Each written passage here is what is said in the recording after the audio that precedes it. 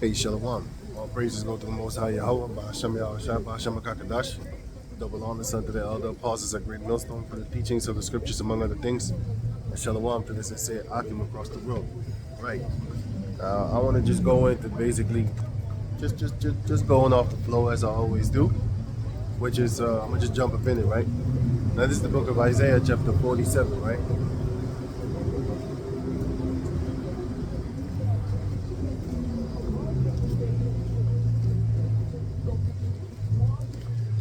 Isaiah 47 and 1 concerning Esau, right? Because he's the daughter of Babylon. You know? So it says here, Isaiah 41 and 1, 47 and 1. Come down and sit in the dust, O virgin daughter of Babylon. Sit on the ground, there is no throne, O daughter of the Chaldeans. For thou shalt no more be called tender and delicate. Esau is being called tender and delicate right about now. Because everybody be thinking of him as if they're the good guy and the people that tend to do no harm. That's why the word white means pure, tending to do no harm, and all that type of stuff, because he has deceived the four corners of the earth, the nations upon the planet Earth. But a lot of them are waking up right now to the truth, to the square truth, that Esau is basically the wicked upon the planet Earth. But the majority of the people don't know. The average don't know. It's the elites from the other nations that begin screwed over by Esau.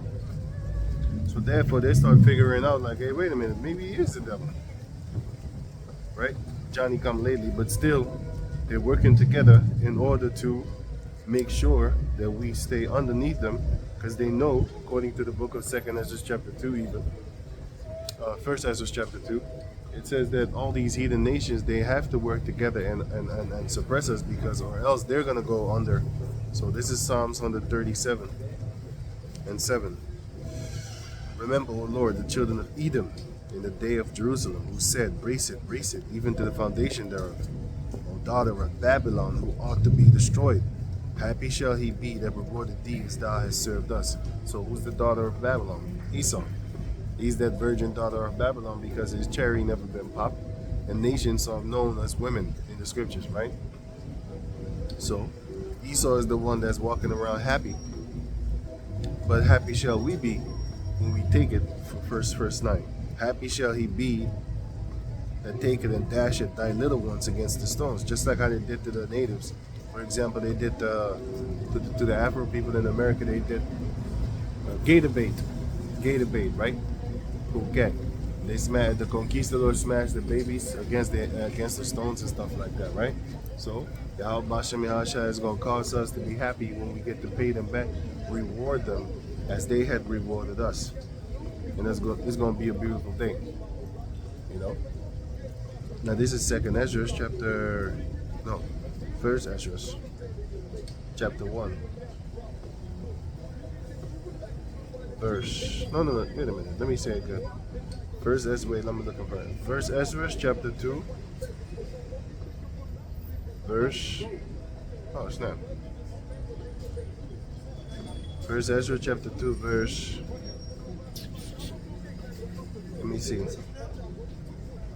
I'll start at 1st Ezra chapter 2, verse, yeah. 1st Ezra chapter 2, verse, let me see.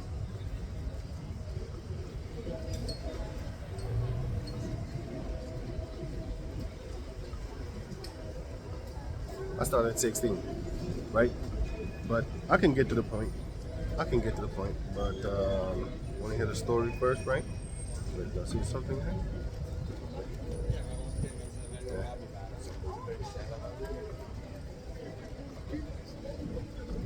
Anyway, verse 16, right?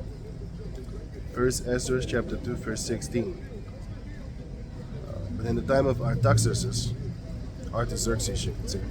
king of the Persians, Belimus, and Mithridates, and Tabelius, and the Lamanites, and Beelthethnes, and Similius the secretary, with others that were in commission with them, dwelling in Samaria and other places, wrote unto him against them that dwell in Judea and Jerusalem these letters following. So all these heathen nations, they wrote unto the king, told the king like, hey, listen man, you see concerning these people, you know, that you just let loose there in the land.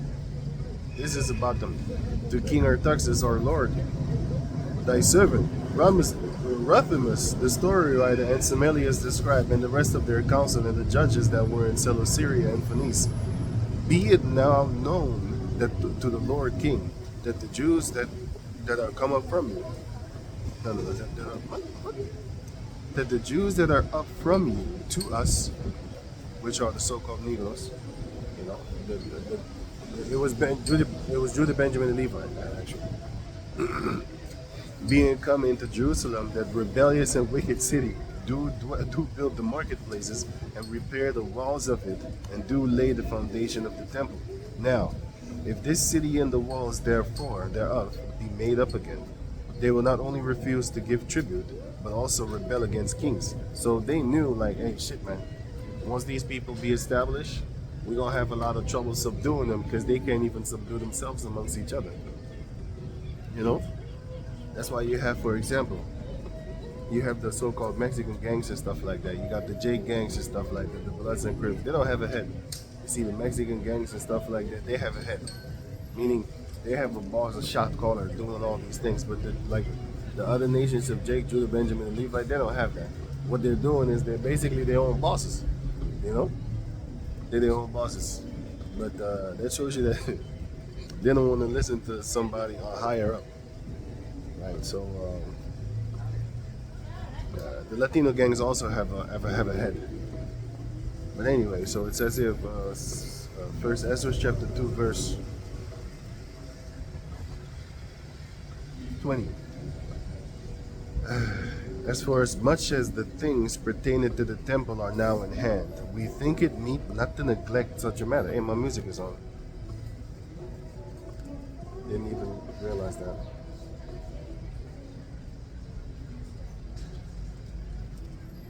Right.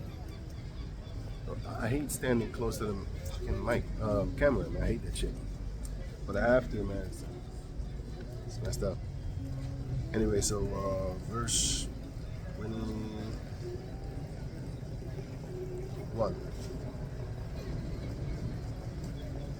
We think it. The rest of 20. We think it meet not to neglect such a matter. 21. But to speak unto the Lord the King to the intent that if it be thy pleasure, it may be sought out in the books of thy fathers. And thou shalt find in the chronicles what is written concerning these things, and shalt understand that the city was rebellious, troubling both kings and cities, and that the Jews were rebellious, the Israelites actually, you should say, because it was Judah, Benjamin, and Levi, and always waged war therein. For the which cause even this city was made desolate. Wherefore now do we declare unto thee, O Lord the King, that if the city be built again, and the walls thereof set up anew, thou shalt from henceforth have no passage into Seleucia and Phoenice. So basically what they were saying is like, listen, man, if you let these Israelites build up their city again, you're not going to be able to walk through their land again, because they're going to come and fight you if you want to do that. You ain't making money basically without giving them money through their land. You know what I'm saying? Because that's what Esau is doing right now. If you're from another nation and you come into his land, he's going to tax you. But when he goes into your land, like Africa, let me see, South America, Australia, he doesn't get taxed. He just goes in the countries and chops down wood and all that type of stuff, and then comes and take the oil and all that type of stuff, and then comes back into his own land and then tax his own people. That's what he's doing. So it says here, verse 25, I think, yeah. Then the king wrote back again to Ruthimus, the story writer, to Beelzebubus, okay, to sell. What? Semelius, the scribe, and to the rest that were in commission and dwellers in Samaria and Syria and Phoenice after this manner. And by the way, it was the Hamites that was in Samaria. You can read that in the book of 2 Kings chapter 17. I think it was verse 23 on down, where I think it was the king of Ashur, he brought the Hamites into the land, and then they took that land over. That's why Yahushua said in the book of Matthew chapter 10, into any city of the Samaritans enter ye not, but go rather to the lost sheep of the house of Israel. Now it says here, verse 26. I have read the epistle which ye have sent unto me. Therefore I commanded to make diligent search, and it had been found that that city was from the beginning practicing against kings, and the men therein were given to rebellion and war, and that mighty kings and fierce were in Jerusalem, who reigned and extracted tributes in Celesyria and Phoenicia. So what did they start to do? The Israelites. They started to tax people. As soon as the Most High's little city was established in Yahweh Bashem Yahushai, you start to get that strength and that power. So what did we do with that? We started taxing them. And that's one of the reasons why nowadays they actually don't want you to get together. That's why they do that divide and conquer type thing. Because then they know, like, hey, shit, man, if they get together as a nation, we in trouble. And they don't want to do that. You know? They would rather keep you basically ignorant of who you are, the facts of who you are, which are a Hebrew Israelite. Doesn't matter which respected tribe you're from, you know, because there are 12 tribes, there's not just one. You know what I'm saying? The so-called Neos, Latinos, and Indianos, those are the nation of Israel, the real Hebrew Israelites according to the scriptures, right? According to the history of the scriptures, right? So it says here, verse 27. So First Ezra 2:27. No. 28. Now therefore I have commanded to hinder those men from building the city, and heed to be taken that there be no more done in it. So basically, they didn't want us to build up the nation. And that's the same thing that they're doing right now. That's why they flagging your videos for nothing. You know what I'm saying? I can't put comments when somebody asks me a question or something like that, and I want to help them according to the questions and stuff like that, according to the scriptures.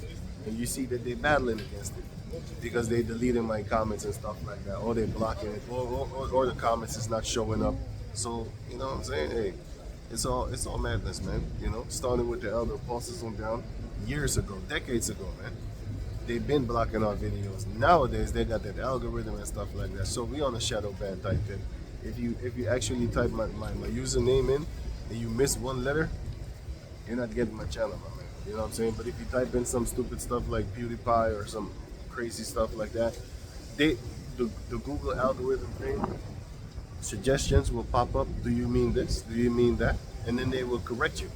But when it comes to the Hebrew Israelites, starting with the elder apostles on down, a great millstone in America, they're blocking their channels. But if you get a lot of thumbs up and stuff like that, I do notice that you get videos showing in the recommendation site. If you ever visited one of their videos and they have a lot of thumbs up and stuff like that, so now all of a sudden you get recommended their videos, right? Because that's how the algorithm now works. It works by manual intervention. Because back in the days, it didn't go like that. It was basically automatically. So every video that you click on, you would just get a video just like that. You know, just about those topics, that title, maybe the tags that was in there. You know, maybe you're looking at videos of World War III with tags and stuff like that, and then another video would come in the recommendation filter thing. You know, lane, whatever, feed, whatever. And then basically you would get those type of videos because you clicked on them before. Well, that's not happening with us. You know what I'm saying? When you speak about the Hebrew Israelites, right? They're not actually giving you other Hebrew Israelite groups and stuff like that. I do see that they promote me, Sakari, and IOIC and ISUPK, but even them, they don't promote a lot. But anyway, Isaiah 47:2. Take the millstones and grind meal, uncover the locks, make bare the leg, uncover the thigh, pass over the rivers. Because the Most High is basically going to make sure that these Edomites are going to be exposed. Because if you have a woman, right, and you're walking with your wife and your wife is exposed like a prostitute, you're going to be ashamed if you're a real person. I ain't even want to say a real man, because a lot of people's definition of a real man is distorted. So I'm going to just say, hey man, I actually just want to say a real man is not actually really going to love his female walking around like a naked prostitute while being on his side. He's not going to like that. And you're damn sure not going to like your daughter wearing like a prostitute, you know, walking with you and stuff like. Even if she ain't walking with you, that's even worse. It's not, you don't see what they're doing, you know. Verse 3, thy nakedness shall be uncovered, yea, thy shame shall be seen. I will take vengeance and will not meet thee as a man. So the Most High is not, the Lord Yahushua is not going to come as a man. This time he's going to come as an angelic angel. And what he's going to do is he's going to give his elect that same type of spiritual power, because the Lord said that we're going to be just like him on a real superpower type tip. Them things that you see in Marvel comics and stuff like that, you know what I'm saying? The Marvel movies. I'm really hoping the Mosiah is just keeping back the rings, or else I'm going to have to move to over there. I don't want to do that. So, what's what I was looking for again? Oh yeah.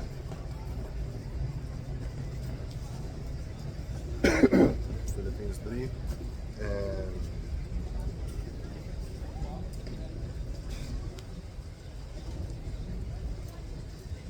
right, this is the book of Philippians chapter 3, right? Philippians chapter 3, verse 21.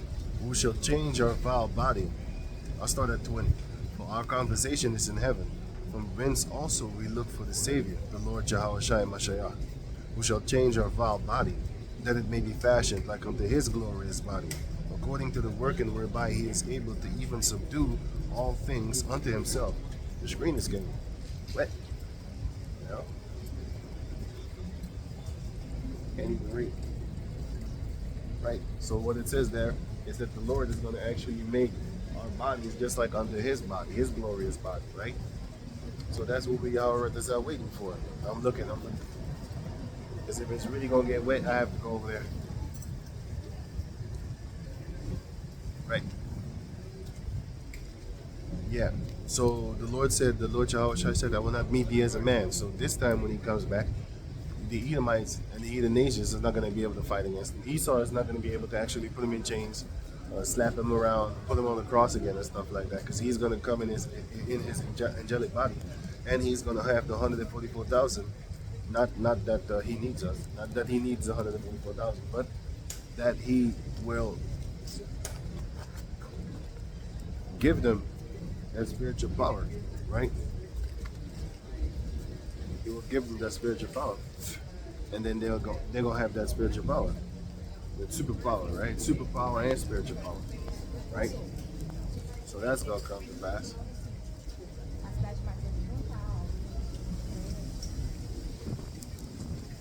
So that's everything.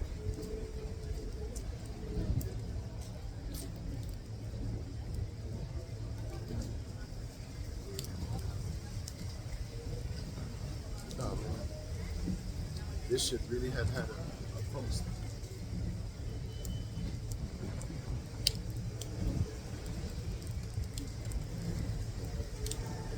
Yeah, it's kind of fucked up. But, let me read on. It says here, 1 John chapter 3, verse 1. Behold, what manner of love the Father hath bestowed upon us, that we should be called the sons of God. Therefore the world knoweth us not, because it knew him not. Behold, now are we the sons of the Most High, and it doth not yet appear what we shall be, but we know that when he shall appear, we shall be like unto him, for we shall see him as he is. So what's the Most High saying? The Most High is going to make sure that the elect, right, starting with the 144,000, is going to have that same body just like them, according to the book of 1 John I just read, chapter 3, and also according to the book of Philippians chapter 3, verse 20 and 21. He's going to change the bodies of the Jacob descendants that have overcome this world, and then they're going to be changed in the twinkling of an eye. And with that body, wait, I'm jumping 2 stories. With the twinkling of an eye, that's when we're gonna get changed up in the new bodies and stuff like that, and teleported up in the chariots. But before that, you're gonna have the men of the Lord going around, basically committing war, because it's gonna be war, World War III. But the Lord is gonna protect His men, so they're not gonna be able to come with their little pew pew and stuff like that, because the Most High said that no weapon formed against thee shall prosper. So the Jacob, the elect, is gonna fight off these Edomites that have their weapons. No weapon formed against these shall prosper, right? I hope the Most High keeps that rain. I hope he keeps it. Like, it's going away. Right. So let me go on. This is Isaiah chapter 47, verse 4. As for our Redeemer, the Lord of hosts is his name, Yahweh is his name, the Holy One of Israel. Sit thou silent and get thee into darkness, O daughter of the Chaldeans, for thou shalt no more be called the Lady of Kingdoms. Right, so get thee into darkness, meaning they're not going to be wise anymore. The Most High said that I will take out the wise men of Teman, and they from the dawn shall fall by the sword. So they're not going to be wise anymore. Because nowadays they're wise to do wicked. Wait. Nowadays they're wise to do wicked. They're wise to do evil. You have to understand. I'm going to give you a sample of a fact. They got this thing outside right now called deep fake, and AI does things and stuff like that. Think about it. Why would you release such a software to the public? You know that there's a lot of liars up on the planet Earth. You know what I'm saying? There's a lot of goofy, strange, satanic type of people up on the planet Earth. And these are not even part of the elite. These are just people on a regular tip. You know, back in the days, you remember this most likely. You met a guy that was lying about getting pussy. You know what I'm saying? You chilling with him, and then a girl walks by, and then he says something stupid like, "Hey man, you see that girl over there? Yeah, man, like, clap them cheeks, man." You know what I'm saying? But he lied. You know, there's a lot of people like that. So if you give those type of people, if you give them that type of software wherewith they can actually basically undress their favorite celebrities and all that type of stuff, they're gonna start making lies, man. You know, they're gonna start making up videos, deep fake videos and stuff like that. So why would you release such a product on the market? And who did that? Esau, man. He's the one that released it, but he's doing it for a cause, you know, to spread mayhem and just madness. That's one. Second, he's doing it, for example, if another Jeffrey Epstein get caught up out there, he has the so-called ammunition to say like, nah, hey man, that was a deep fake, man, that wasn't me. You know, that was something fake.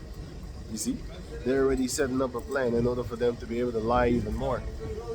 That's another excuse for them to use to say like, man, don't trust everything you see on the internet. Don't believe everything on the internet. That's exactly what they're setting it up for. The deep fake and the so-called AI thing and all that type of stuff. They're doing it because they're finna fake it. 42 fake it even. They finna 42 fake it. You know, but if it were possible, they would deceive the very elect. So they're not gonna do it, man. You might catch him one time, like for example, I'm just giving an example of a possible fact, right? They might make a video of the elder apostle Tahar, and then he gives out an order, but he didn't even do it.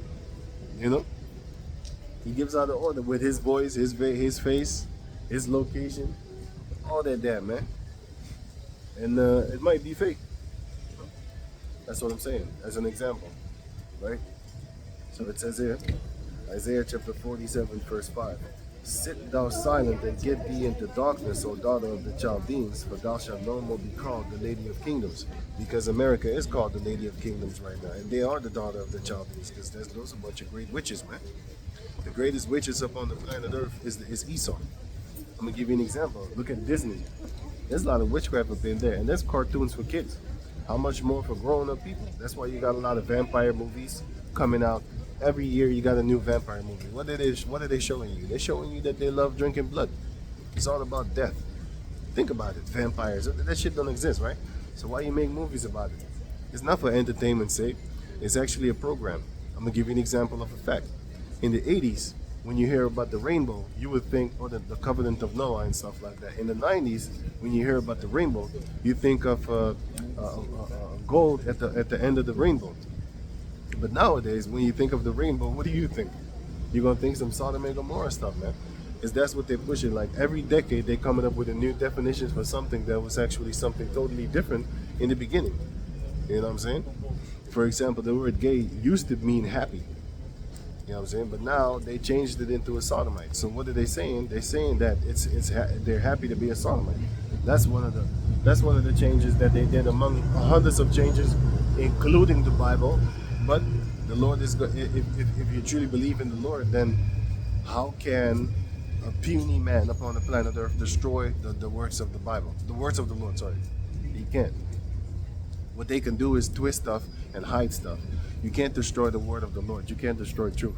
You can only hide it. You know what I'm saying? Because eventually the Lord is going to grab you by the neck, and he's going to turn your head there, look, and then he's going to, give you a little bit of the eye salve so that you can see in the dark, just like an owl, and then you can see. You know what I'm saying? Just like a snake. You know what I'm saying? Wise as a serpent, harmless as a dove. Oh man, it's starting again. Oh shit, I see the clouds covering me now. I hope it's gonna stop anyway soon, but yeah. So let me go on. Now it says that, as I was saying, right? Let me see. Right, sit down in the darkness because the light is no more gonna be within them. Because now they got the light, they got the wisdom, plus they got the light, green light, basically you could say, from the heathen nations, because nobody sees the Edomites as the evil nation. They all see them as this successful, great nation that has cars and paved roads, and you don't walk on dirt, and your shoes stay beautiful for a very long time, years upon years. But if you go to like South America and stuff like that, you walk with your new fresh Nikes, yeah. Before you know it, just your shoes is just garbage. You want to just throw the shoes away. Why? Because you're gonna walk on sand, you're gonna walk on mud, you're gonna walk on grass, you're gonna walk on just earth, and it's gonna really mess up your so-called beautiful shoes, man. But if you walk on concrete, your shoes are gonna stay a long time, but your back is gonna be hurting. That's why a lot of people got their back hurt, their lower back, you know, that type of stuff. Anyway, so Isaiah chapter 47 verse 6, I was wroth with my people, I have polluted mine inheritance, and given them into thine hand. Thou didst show them no mercy. Upon the ancient hast thou very heavily laid thy yoke. Because they didn't spare the older jakes and stuff like that. Because the Most High was angry with us, but they basically showed us no mercy. And that's in the book of, I think it was the book of Jeremiah 49. Let me double check that real quick. Jeremiah 49, and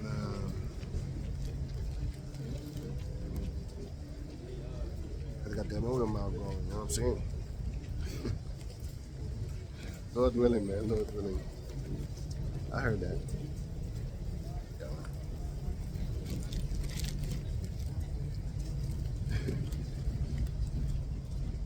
Right.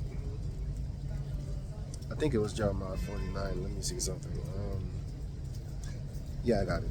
So Jeremiah 49. Actually, this is not it, but this is good too.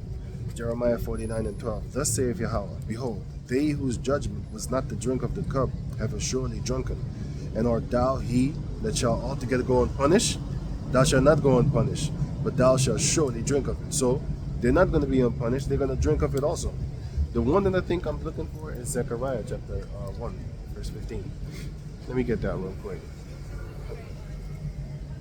Jeremiah chapter 1 verse 15, right? So it says here, Zechariah, not Jeremiah, sorry, Zechariah. I was just reading Jeremiah. Now it's Zechariah chapter 1 verse 15. It says, and I am very sore displeased with the heathen that are at ease, for I was but a little displeased, and they held forward the affliction. So they held forward the affliction, man. They made it even worse than they was allowed to be doing, actually. You know what I'm saying? What they did unto the Jacob descendants. And the Lord said, do you think that the cup of fury is going to pass over you, Edomites? You think that you're not going to pay for the things that you've done up on the planet Earth? First and foremost with the Hebrew Israelites, which is the so-called Negros, Latinos, and Indianos. And second, what about all the other countries up on the planet Earth? Because every war that is started has been started by the elites of Esau, right? From the beginning to the end. They fund this side, they fund that side, they give this one more money or more power, and basically they're wrecking the money, man. Because war is money, death is money, sickness is money. You know what I'm saying? There's no cure, there's no money in cure. There's money in symptoms. Symptoms destroy us. You know, when you go to these doctors, they want to tackle the symptoms instead of the source. That's Esau. He's a symptom guy. So what are symptoms? Well, how about what is the source, actually? Anyway, so Isaiah chapter 47, verse 6. I was wroth with my people, and have polluted mine inheritance. And given them into thine hand, thou didst show them no mercy. Upon the ancient hast thou very heavily laid thy yoke. And thou saidst, I shall be a lady forever, so that thou didst not lay these things to thy heart, neither didst remember the latter end of it. So basically Esau, he's doing all these things upon the planet Earth, and he doesn't realize, he's not even really thinking like, maybe I'm actually going to pay. You know what I'm saying? I'm gonna pay for all the wicked things I've been doing upon the planet Earth. You know what I'm saying? For example, you have a lot of these books that they write, right? You have a lot of books that they write, right? And in their books, they're actually writing that they're going to plan oil spills and stuff like that. You could look up their books. You know what I'm saying? For example, the book of Albert Pike, which is dogma, morals and dogma. Now, in the book of page, well, not the, I mean the book, but in the page of that book, which is 165, which is 165. You could just read the whole chapter, right? And you can find a PDF online, so you could just find it for free. But in the book Morals and Dogma, it shows you who their God is. The 32nd degree Masons, once they actually turn 32nd, then they throw away the Bible, and then they actually grab the Quran, and then they swear on that. You know, a 33-degree Mason is actually a Quran guy, because they worship that. And you can find it in Morals and Dogma from Albert Pike, Morals and Dogma, page 165, and also page 644. You can read about the Allah guy that they worship. Whether you believe it or not, it's in their book. And also, the World War III is there. And he says that they're going to actually set it up between the superpowers of the planet Earth, which is the moon god and the sun god. That's what they worship in. Because the Christianity is the sun god thing. Because back in the days, they used to go to church on Sunday. And the Islam thing is the moon god. That's why they have the moon, the crescent moon, and the stars and stuff like that as their symbol. Right? And the Christianity has the sun as their symbol. You know? That's that. You should check that out. Right? So let me go on. Because those two are the superpowers upon the planet Earth concerning religion. Because the biggest religions on the planet Earth is what? Christianity and Islam. I'm not filming you. It's good. I'm not filming. Right. So those are the two superpowers upon the planet Earth. Those are the two forces that are being actually, basically, that's going into the sun worship and then the moon worship, man. You know, and the stars and stuff like that. That's what that's all about, right? Now, there's a scripture on that because I kind of forgot it. When I just said it, it just jumped in my head, but I can't paraphrase it. If I could, I would grab it up. Where is the guy? And it's I forgot where it was. Anyway, let me say something. Wait, let me try and find it. The moon and the sun. I think it's in Jeremiah somewhere, but I'm not sure. It talks about the moon and the sun.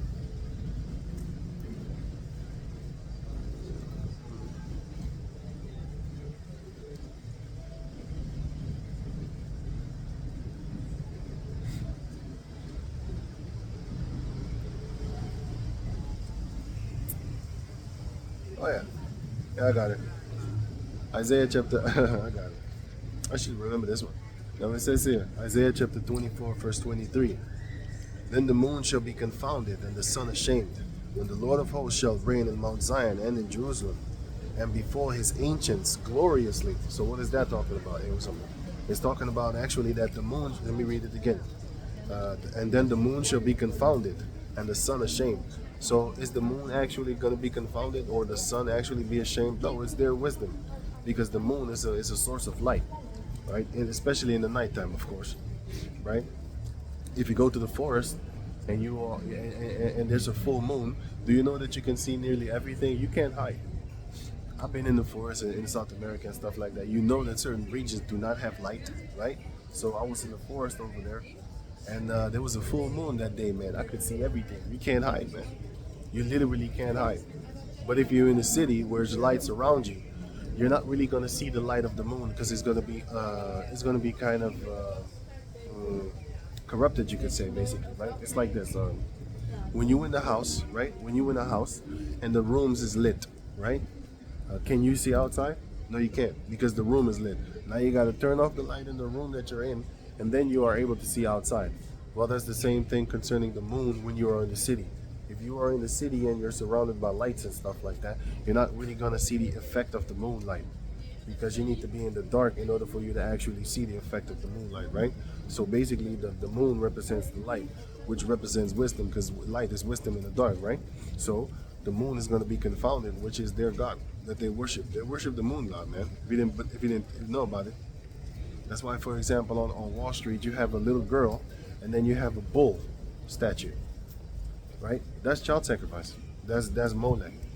That's what they represent. You might think they call it the fearless girl. She's standing like this, like that, right? That's a child sacrifice thing. What kind of idiot would let a girl stand in front of a raging bull? And that bull is big too, right? That's child sacrifice, man. That's Molech. That's how they get their wisdom. That's how they get their wisdom, you know? Because they do sexual orgies and all that type of satanic stuff and stuff like that. And therewith, they allow spirits to actually come upon them, and those spirits start to brew great ideas in their minds and stuff like that. But that's all witchcraft, man. That's all witchcraft, right? Because they get these ideas from entities. For example, let me give you an example of a fact, right?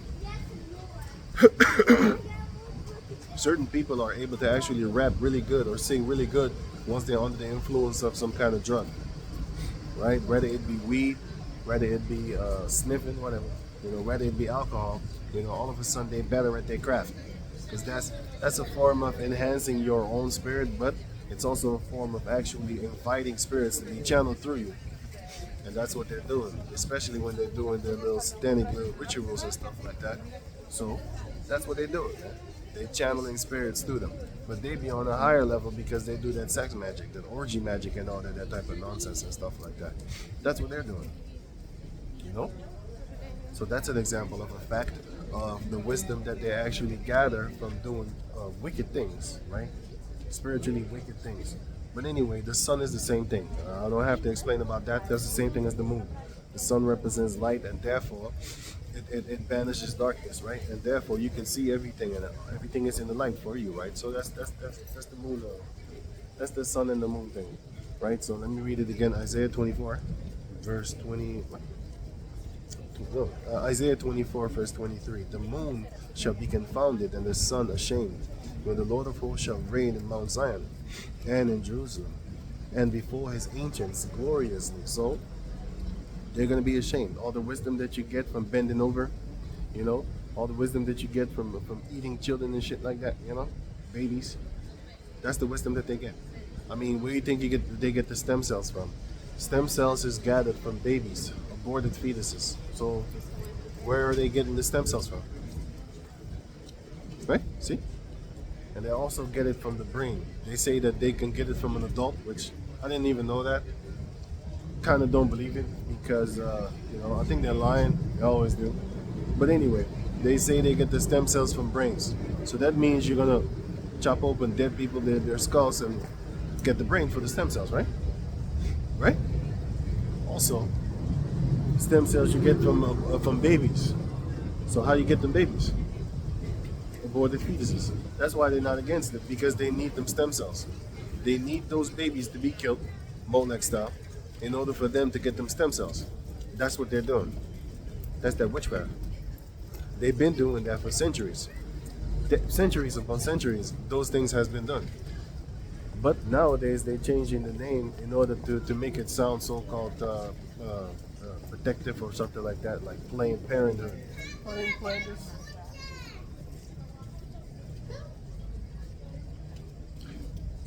Right, Planned Parenthood.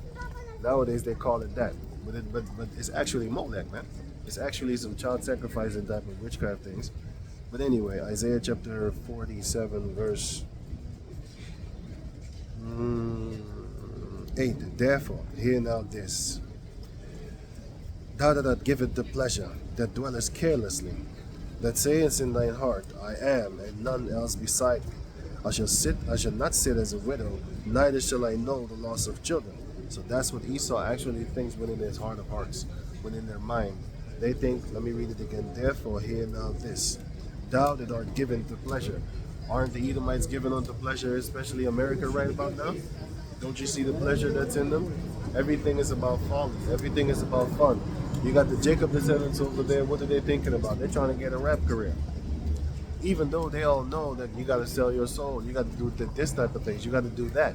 You got to bend over this way. You got to bend over that way. You know what I'm saying? You got to bend over backwards even. You know what I'm saying? Still, they're trying to get them contracts and stuff like that. Still, they're trying to get them monies and all that type of stuff. Why?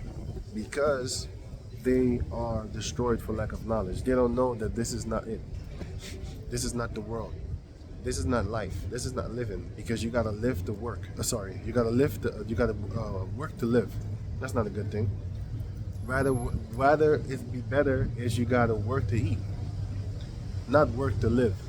Nowadays, you gotta work in order basically to live, have a house, and all that type of stuff. Meanwhile, you're supposed to have a house from your forefathers. His forefather, his forefather, his forefather, his forefather is supposed to have a land. You know, but the majority of the people on the planet Earth, they're renting. They don't have a land. They don't have a house. I mean, and they definitely don't have land. Only a small portion of the people on the planet Earth have land. But if you have land, right, do you think that you can just plant stuff and just sell it? No. They're going to want to tax you. They're going to want to have some money. Or they're going to say, like, yeah, your vegetables is not hygienic and all that type of stuff. It might be a risk to health, you know, to public health and stuff like that. Meanwhile, you ain't using no pesticide. You ain't using no crazy stuff. What they're using, you ain't got no GMO and all that. But still, they're trying to make you stop planting the food that you have, right? So that's what it is. They want some money. They want to tax you, right? They want to actually make you not give off healthy food. Did you know that if you sell raw milk, you might get arrested? Not might, you will get arrested if you sell raw milk. They say that, yeah, that's not healthy and all that type of stuff. Who's you? As if you care about the people. They don't care.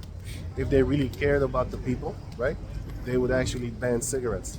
Ain't that the leading cause of cancers and all that type of stuff? Eh? So they don't care about you, man. It's all about the money. You know, cigarettes is $1 billion industry every year. But now they're complaining, talking about the kids are smoking. The kids. It's all about the kids in the future. Shut up. You're lying. You're not about the kids. You're about the money. You know? Right. So going on. That was Isaiah chapter 47, verse, let me see, 9. But these two things shall come to thee in a moment, in one day, the loss of children and widowhood. They shall come upon thee in their perfection. For the multitude of, why? For the multitude of thy sorceries, and for the great abundance of thine enchantments.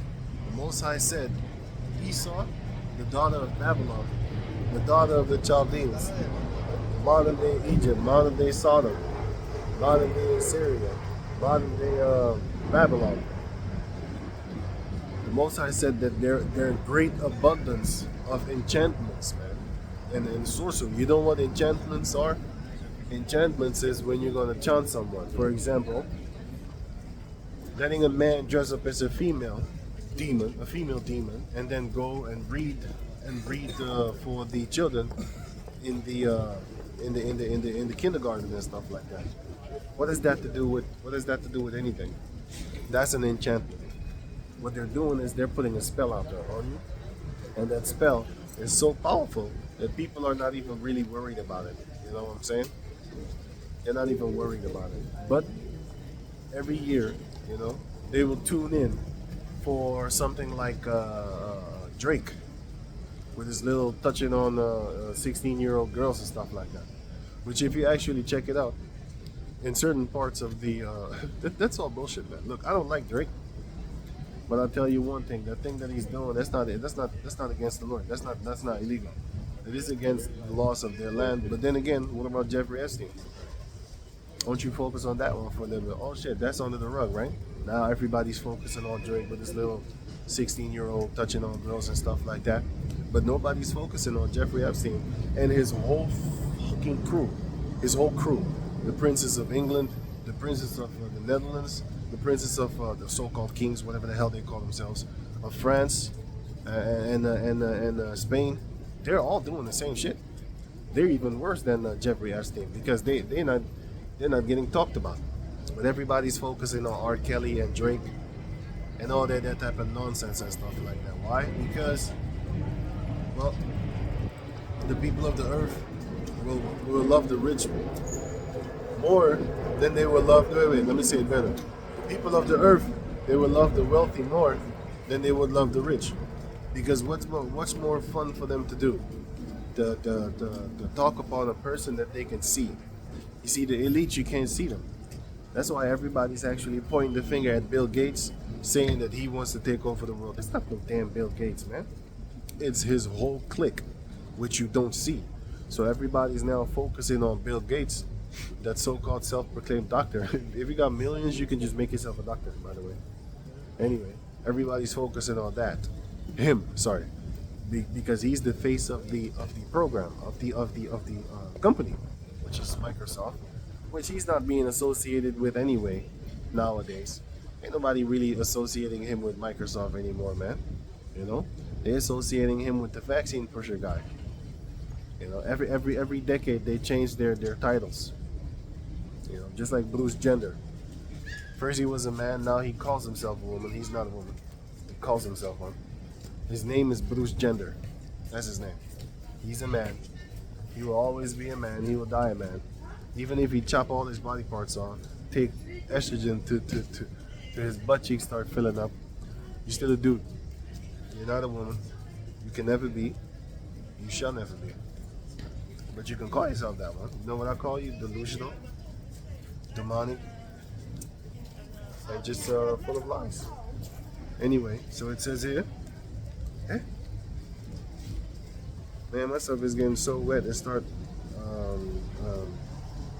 shedding. Anyway, Isaiah chapter, I need to glue this together.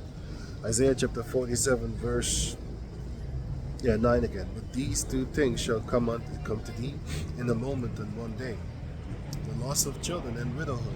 They shall come upon thee in their perfection, for the multitude of thy sorceries, and for the great abundance of thine enchantments. So Esau's going to start losing children, man. Now, if you think about it, they're actually starting to lose a lot of their husbands, too. A lot of their husbands are turning into sodomites. That's funny. I don't know. I see it. The world is changing, so the Lord said it. You know what I'm saying? A lot of them are dying. A lot of them are dying because they're smoking on fentanyl and stuff like that. Where did fentanyl come from? As I always ask myself, and I ask other people. Right? In the 90s, we never heard of fentanyls. They made crack in a laboratorium for us in order to destroy us, but then they made fentanyl for themselves in order to destroy themselves. Where did it come from? Did somebody just magically made meth in the lab? No, they did that. And then they gave it onto the people, and now the people are destroying themselves with it. See how funny they work? That's the science of the elites, my man. That's the science of Georgia Guidestones. That's the side of this, science of this. Let me read it again. Isaiah and the rest of 9. Isaiah 47 and the rest of verse 9. It says here, let me start at the beginning again. But these two things shall come to thee in a moment and one day, the loss of children and widowhood. They shall come upon thee in their perfection, for the multitude of thy sorceries, and for the great abundance of thine enchantments. Yeah, because what's happening right now is in the schools and stuff like that, eighth graders, they can't read. Just look up on Google. Eighth graders can't read. You know why? Because these are the iPad kids, the iPad generation. They can't read. They can't write. They can't look at the clock and tell you what time it is. You know, the iPad generation, they can't. And it's not that they're stupid. They're being made stupid. How? Well, if you give your child an iPhone, yeah, watch your kid be destroyed. Slowly but surely. You have no access to, sorry, let me say it better. They have all access to anything on the internet, including porn. You know what I'm saying? Including violence and stuff like that. So they're going to learn off of that. And the little iPhones and iPads and stuff like that, those things have dopamine, man. Meaning they're going to continually look at those things because they're children and they don't know what they're looking at. They're continually going to get addicted. And if you take away the phone from them, they're going to fight. They're going to want to fight you. You know? Why? Because they're addicted. You shouldn't be giving your children's phones anyway. That's not a wise idea. That's definitely not a wise idea. Isaiah 47 and 10. Wow. It's torn. My stuff is torn. Because it was wet. That's messed up. So it says here, Isaiah 47 and 10. I'm seriously considering turning into a telephone scripture reader. Because then my stuff won't mess up. But I don't like that. I don't really like that. I want to have a Bible, a physical Bible. Anyway, Isaiah 47 and 10. For thou hast trusted in thy wickedness. Thou hast said, none seeth thy wisdom and thy knowledge. It hath perverted thee. And thou hast said in thine heart, I am, and none else beside me. How did his wisdom and his knowledge pervert him? They think they're boys. They think boys can be girls, and girls can be boys. They really believe that. That's a sign of perversion. Also, another sign of perversion is that, when they do their little sodomite parades, they got little kids over there playing with their little dinglings and stuff like that, man. That's perverted. That's perversion, man. I just saw a clip from I never watched these people, man, but I saw this clip from French Montana. I saw it yesterday for the first time, and this video has like 1.7 billion views. I never saw that nonsense because I don't watch garbage television. But anyway, I saw it because somebody referenced it to me, and the song is called Unforgettable. It's a stupid song, and I hate the beat. I hate that beat. So I definitely hate that song. But I looked at the song for a few moments, a few seconds, and I saw little children dancing like strippers, man. I clicked that shit away. Get the fuck out of here, man. They got little girls dancing like they're a bunch of prostitutes in a strip club, man. I'm not watching that. But those are the type of things that they put in these music videos.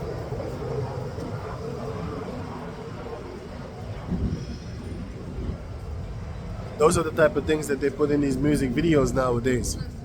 Little 12-year-old, 11-year-old girls dancing like a bunch of prostitutes. I'm not watching that shit, man. But that video has 1.7 billion views. That's great. 1.7 billion views. You can watch it if you want to. It's called Unforgettable with French Montana. It's a stupid song. I didn't watch it fully. Like I said, I saw the little girl dancing and I was like, click, get the fuck out of here. I'm not watching that. Got these little girls dancing like prostitutes. She's 11 years old or something like that. And they condone this shit.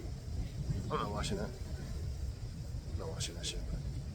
But these are the type of things that have been pushed up on the planet Earth. Slowly but surely, a lot of people are accepting it. They're not even angry. Now, if this was the 90s, you would have an angry mob with pitchforks and all that type of stuff and torches trying to get these elites, man. But they systematically dumbed down the people and made them docile so that they would accept anything and everything. You got literally men dressing up like demon monsters, females, acting as if they're females, going to schools and reading books for the children. What the fuck has that? See? What the hell has that to do with anything? Anyway, so it says here, Isaiah chapter 47, verse 11. Therefore shall evil come upon thee, thou shalt not know whence it riseth, and mischief shall fall upon thee. Thou shalt not be able to put it off, and desolation shall come upon thee suddenly, which thou shalt not know.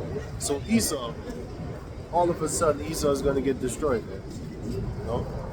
You know who's the biggest who's going to be the biggest surprised people upon or something? Do you know who's going to be the biggest ones that are going to be surprised? The average people, because they have no idea, no clue whatsoever their elites is doing. Let's say the elites finna go to war, because I was listening to a soldier the other day, I think it was yesterday, and he said, this is what he said. He said, yeah, I was in Afghanistan and stuff like that. I killed people. But then I started thinking, like, why did he grab his gun when he saw me? Then he said, I was in his house. And why was I in his house? And then he said, because the elites of the society made me think that these people over there are enemies. And then therefore I need to go to their lands and shoot them up. That's what this soldier said. But it's too late because he already has blood on his hand for his elites, right? For his elites. And now he figured it out that he was actually only there for the interests of the elites. For the interests of, look, all these wars are a bunch of rich people war, right? Wealthy people, actually. Not even rich, wealthy. Rich is Rich people get paid by wealthy people. Anyway, they get the millions from wealthy people. You want to have 10 million? Here you go. Well, that's a wealthy person paying a rich person. Anyway, these people are wealthy, and then therefore you're fighting their wars. Alright? So, the soldier found out, but it was too late, because he already had killed a few people, murdered them actually. But then he started to regret the fact that he went to war. That's the same thing with the Vietnam War also. These soldiers started to find out that, hey, fuck these people. These elites are sending us to fight their wars. So that's what happened concerning the Vietnam War. They say that they lost the war in Vietnam. It was not about that. It was about the soldiers were waking up to the fact that they're being controlled like puppets. But through the power of disinformation, the rest of the world actually didn't figure it out. And even if they do, what are you going to do? You're going to stop them? Just like 9/11. Are you going to stop them? Or, okay, a lot of people say that 9/11 was an inside job, right? So who's going to go to jail? Nobody. You want to talk about it? You found up in a ditch somewhere. You know what I'm saying? With 50 bullet holes in your face, and then they're gonna classify your death as a suicide, and people are gonna basically not believe it. But what you gonna do about it? Gary Webb, the news reporter guy, right? So he told on him. You know, he showed you that the CIA was the one that was actually bringing in the cocaine into the ghetto, and then giving it off to the people and stuff like that. He had Freeway Ricky working for him and stuff like that. But Gary Webb, the news guy, he was a real journalist. He broke the story, right? Okay, cool cat. So what happened to him? He was found dead with 2 gunshot wounds to the head, and the police said it was a suicide. Really? You see what I mean? And everybody that was there at that time, because this was in the 80s if I'm correct, or 90s. But anyway, everybody that was there at that time, everybody was like, how's that possible? Yeah. But what are you going to do about it? Nothing. Well, you can't fight Satan. You can't fight Esau, because the world is given unto the wicked. So they're the one that's in control right now. So the ones that are going to be the really ones surprised are going to be the common folks, the average folks that are walking up and down in the stores over here and all that type of stuff. They're going to be really surprised when their elites are going to pick another war fight. They're not going to be able to do anything. A lot of people are protesting against the war in Palestine. That shows you that there is a large portion of people that are actually against that shit, man. In so much that they actually go up on the street and actually protest here in the Netherlands, all over the place and stuff, all over the world, right? But what's happening? Nothing, because you can't. Because it's the elites that actually control all these wars and stuff like that. You ain't gonna be able to do nothing on that. You know what I'm saying? You ain't gonna be able to do nothing about that. You know what I'm saying? So, Isaiah 47:12. Stand now with thine enchantments, and with the multitude of thy sorcery, wherewith thou hast labored from thy youth. So since Esau was a nation, there was actually dipping in witchcraft, man. Let me read it again. Stand now with thine enchantments, and with the multitude of thy sorceries, wherewith thou hast labored from thy youth. If so be, thou shalt be able to profit. If so be, thou mayest prevail. And that's not going to happen, because you witches are going to get burnt at the stake. Because that's exactly what's happening. You know, it happened back then, and it's going to happen now. And it's going to happen now. You know what I'm saying? Why? Because the Most High said that the Edomites are witches. So what is he going to do? Suffer not a witch to live, right? And the Most High said that you burn them with fire. Well, the nuclear fire is coming, because the World War III is browsing up. So the witches, they're going to actually be tossed in the fire. You know? And that's going to be a beautiful day. That's going to be a day of sparkles and champagne. I almost want to say champagne, but anyway. Sparkles and wine. Just to make it sound better, sparkles and champagnes, you know? The sparkles being the boom, boom, boom, boom, fire and all that type of stuff. And the champagne being the bubbly stuff. That's going to be drunk afterwards. But I'm not drinking champagne. I'm going to be on the wine tip. Speaking of champagne, I actually had a dream that I was drinking champagne today. That's crazy. I never drink champagne. But I just talked about it. Maybe I should be drinking champagne today for a change. I don't know. Anyway, right? So Isaiah 47 and 13. Thou art wearied with the multitude of thy counsels. Let now the astrologers, the stargazers, the monthly prognosticators stand up and save thee from these things that shall come upon thee. Right, so the Most High is asking them and telling them, like, hey, all these witchcraft guys you got, all these stargazers, all these monthly prognosticators and stuff like that, let them save you with the things that I'm about to bring upon you. Because I'm telling you, the Lord is telling you, the Chaldeans, the daughter of the Chaldeans, the daughter of the Babylonians, the daughter of Sodom and Gomorrah, which is America, which is Europe, all these places and stuff like that. Because the reason they are their daughters is because they follow after their mother. They're a whore mother. If you follow after your whore mother, you're going to be a whore. That's why you shouldn't be following a whore. You know what I'm saying? You should follow a respectable woman. You know what I'm saying? It was something. Yes, that's right. That's something. Yes, man. Yeah, man. You too. Yeah, man. You know what I'm saying? You should be following a respectable woman if you are a daughter, and definitely you should be following your father if he's a respectable man, because the father is going to teach the girl how to be a woman, and the mother is supposed to teach you how to cook and stuff like that. You know what I'm saying? And your father is supposed to teach you how to be a woman. You know why? Because your father is going to teach you, like, you see those type of guys over there? They're going to want to do this with you and that with you. Don't do that, because that's not what men want. Men want a woman that actually have no filthy here, filthy there, filthy here, filthy there. Spread your legs here, spread your legs there. They don't want that. You know what I'm saying? The best thing that you can actually give to your husband is basically to tell him you're a virgin. or say, I only had 2 boyfriends, and it was in a span of 10 years. You know, 5 with one or 5 with the other, or 6 with one and 4 with the other. But don't be coming up like, yeah, I had 15 boyfriends before you, because that's not what the man would actually want to be with. But then again, you make the choices for yourself and see how life treats you. Because there's a lot of shows out there that talk about these type of relationship advice and stuff like that.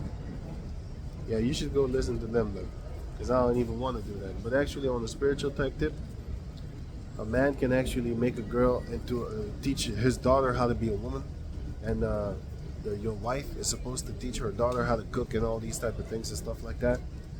And yeah, because a man is gonna know what to tell his daughter, what to watch out for in boys and stuff like that, because he's one. He was one, so he knows exactly what type of smooth talking tricks they're gonna talk your panties off yourself. You know what I'm saying?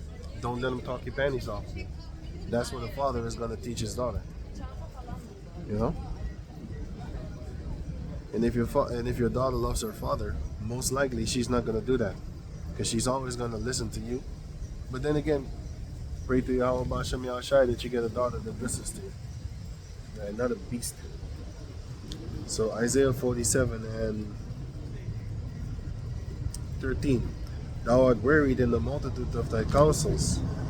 Let now the astrologers, the stargazers, the monthly prognosticators stand up and save thee from these things that shall come upon thee. Behold, they shall be as stubble. The fire shall burn them. They shall not deliver themselves from the power of the flame. There shall not be a coal to warm at, nor fire to sit before. So the Most High literally is going to destroy and flatten modern day Babylon, man, which is America. And also that cesspool over there in Israel. The Most High is going to flatten that too. Which is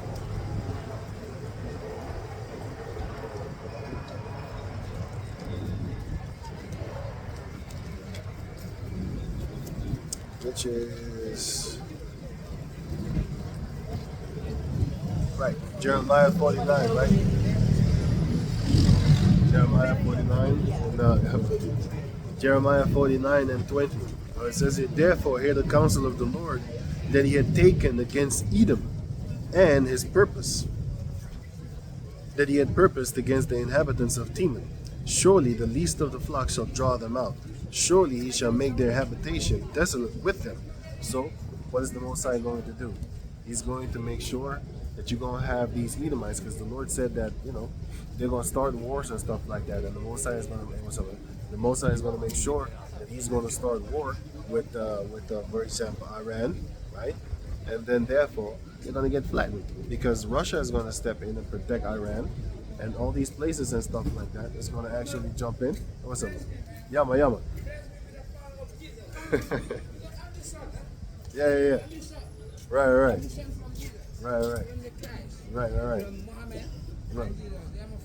Yeah. It's cool, man. It's cool. Yeah. Right. You too, man. You too. Yo, I know that. You were Hebrew Israelite. You know that too? Yeah. Mm-hmm. Right. We have to. Even though you are a pagan, we have to accept Jesus God's son. Yeah. He's the son of God. Right. And Muhammad too, Yeah. That's cool. Yeah, have a nice day too. That's why I started with you. Because Jesus is my powerful father. You know what Jesus saved me? Yeah.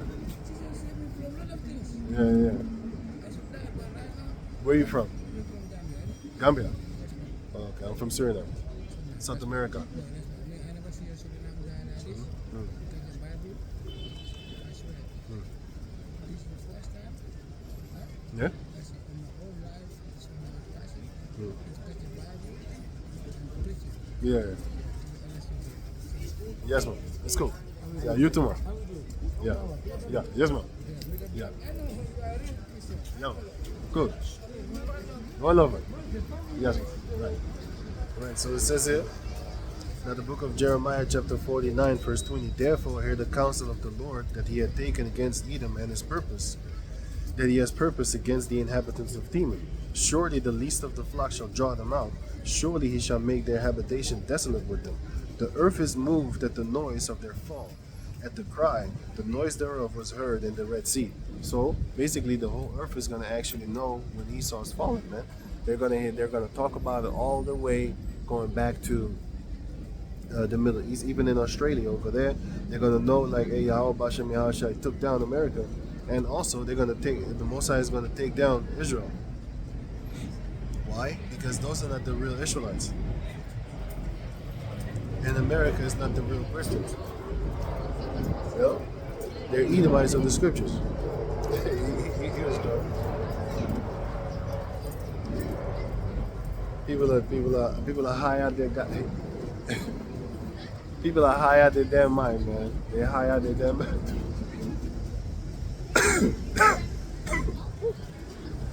Right. So I was looking for. What was I looking for again? Yeah. Go ahead. Ezekiel 38, verse 1. Because the Most High is going to cause this to happen upon the planet Earth, right? Starting with Edom.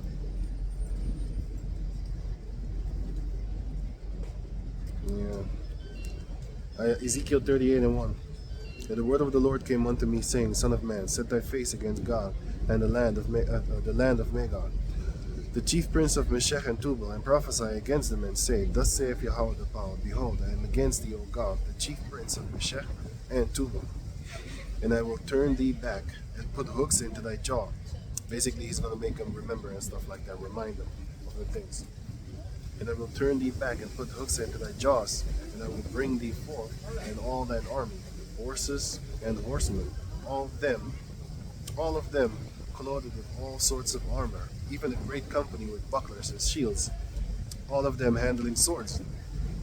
So the Most High is going to be gathering all these heathen nations to do what? Verse 5. Persia, Ethiopia, and Libya with them, all of them with shields and helmets. That looked like they finna go to war. Right?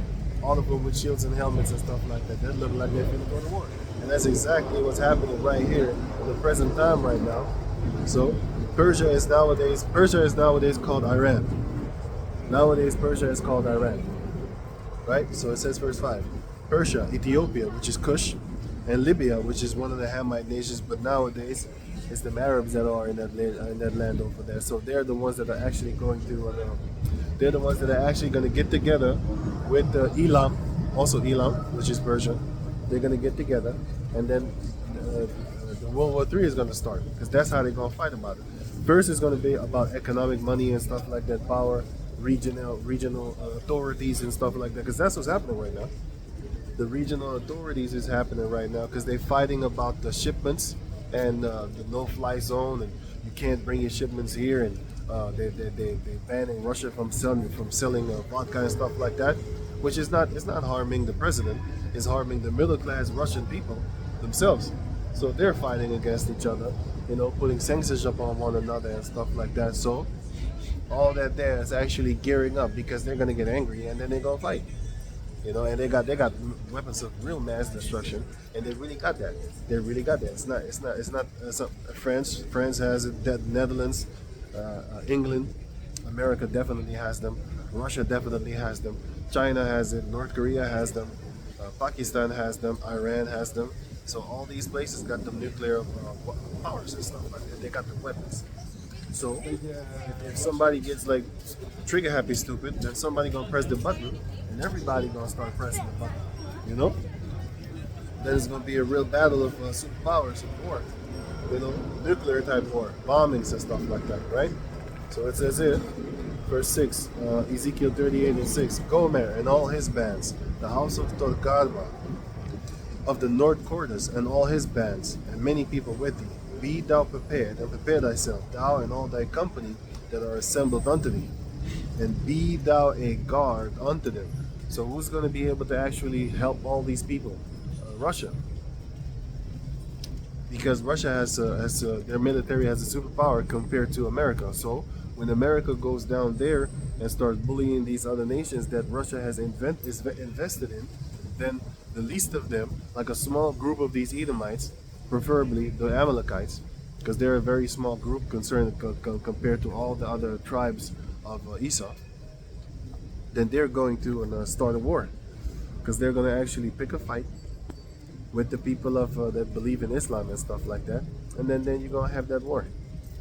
Like I said, it's already actually happening right now. For example, the war of goods, the war of sanctions and stuff like that. The goods, economically, money, the money on climbing up and climbing down and all that type of stuff. So they're already at war right now, man. It's just not physical. You know what I'm saying? It's just not physical. Right. So it says here, Isaiah 47, verse 14. Behold, they shall be as stubble, the fire shall burn them. They shall not deliver themselves from the power of the flame. Therefore shall not the coal, Therefore shall not be a coal to warm at, no fire to sit before. Yeah, because you're gonna be on fire. You're gonna be inflamed. It's gonna be a flame, not the fan. A fire, not fan. Let me get that real quick.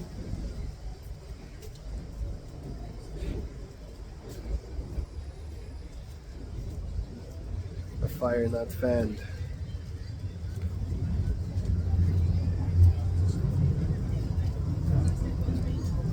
Right, now this is Job chapter 20, verse 26, right?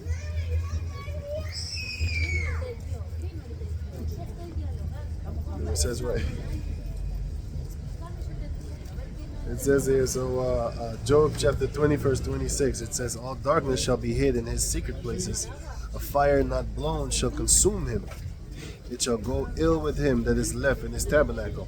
So all the people that are left after the World War III is going to be a bad place for you, because now the angelic men of Yahweh Bashem Yahshai is going to come down, and then they're going to snatch you out of your little bunkers that you're hiding and stuff like that. And then they're going to put you in a pit, lock you up for a long while, and after that they're going to come and get you and start making you go out there and clean the earth up. That's what you're going to be finna do. And I think that was in Isaiah 24. Let me double check that again.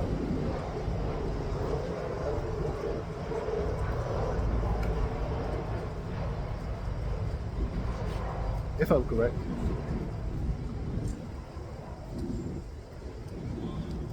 Isaiah 24 and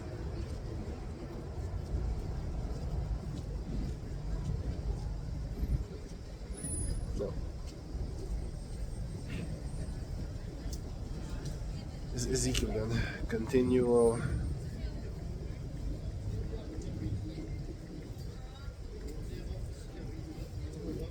Continual employment. Oh, is it? I thought it was Ezekiel. Ezekiel 39. Eh? No. I actually thought it was Ezekiel 29, but it's 39. Right, so Ezekiel 39, and let me see something.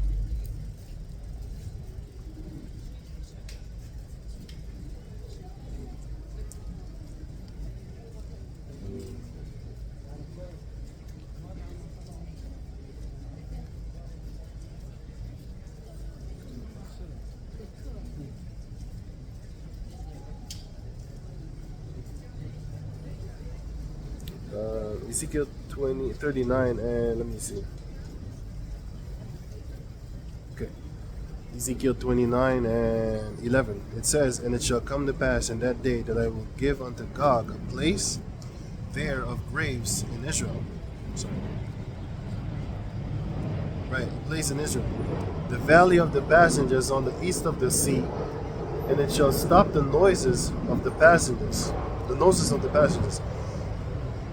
And there shall they bury Gog and all his multitude, and they shall call it the valley of Hamon." Verse 12. Now it says, "In 7 months shall the house of Israel be burying them, that they may cleanse the earth." And what are they going to do? The Israelites are not going to do it, by the way. So it's going to be 7 months, which means perfection. It's going to take however long. And then the ones that are actually going to be the elites, that's going to be their first job. The first job of the elites are basically going to clean up the earth. All the dead bodies and stuff like that of World War III, people are going to have to clean that up. You know? It says here, verse 13, "Yea, all the people of the land shall bury them, and it shall be to them a renowned day that I shall be glorified, saith Yahweh the power." So the Most High is going to be glorified in that day, especially when they start cleaning up the earth after all the mess they made. Verse 14. "And they shall sever out men of continual employment, passing through the land, to bury with the passengers those that remain upon the face of the earth, to cleanse it. After the end of 7 months shall they search." So basically, this is going to happen. Once all that nonsense happens upon the planet Earth, after that war, and everybody, the Edomites that are the wealthy ones, that have been hiding in their little bunkers and stuff like that, those are the ones that are going to be snatched up out of their little holes where they're hiding, just like Saddam Hussein, for example. And then they're going to be put to work, meaning go out there for continual employment. You ain't going to be complaining, talking about there's no jobs. You're going to be the working force upon the planet Earth. You're going to go about and actually pick up all these bodies and stuff like that, and just pick them up. Pick them up. You know what I'm saying? Verse, let me see, 15. So Ezekiel 39 and 15. I think I said 29, but it's 39. Ezekiel 39 and 15.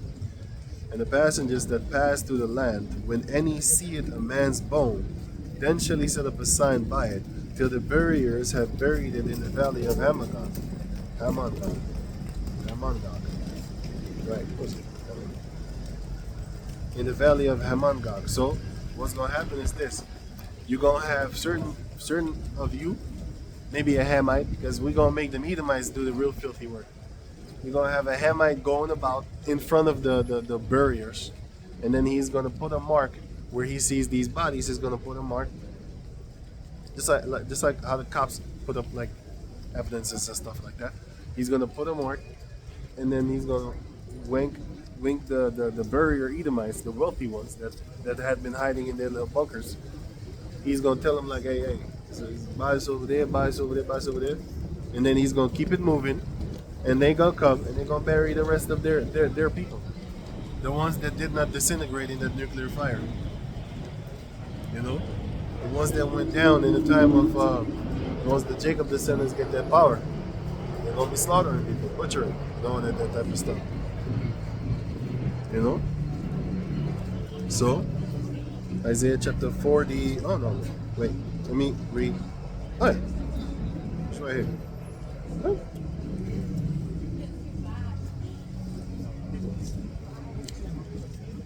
Ezekiel chapter 39, verse 16. And also the name of the city shall be Hamanah. Thus shall they cleanse the land. So the land is going to be cleansed, right? After that war, of course, because they're going to have to go around and pick up bodies and stuff like that, because that's what it is. That's what you do, to cleanse the body, to cleanse the land, right? So this is Isaiah chapter 47, verse, let me see, 14. Behold, they shall be as stubble. The fire shall burn them. They shall not deliver themselves from the power of the flame. There shall not be a coal to warm at, nor fire to sit before it. Thus shall they be unto thee, with whom thou hast labored, even thy merchants. From thy youth, yeah, they shall wander every one from his quarter. None shall save them. So let me read it again. Now it says here, Isaiah 47 and 15. Thus shall they be unto thee with whom thou hast labored, even thy merchants from thy youth. They shall wander every one to his quarter, none shall save thee. Right. These Edomites are not going to get saved. All the people that doing business with them and stuff like that, they're not actually going to come around and help Esau, because they're going to be in the same predicament as Esau. Not as worse as Esau, not as messed up as Esau, but they're going to be in a bad situation because the Most High said so. Yahweh Shem Yahushai said so. He's going to cause Esau to be the butt of the joke.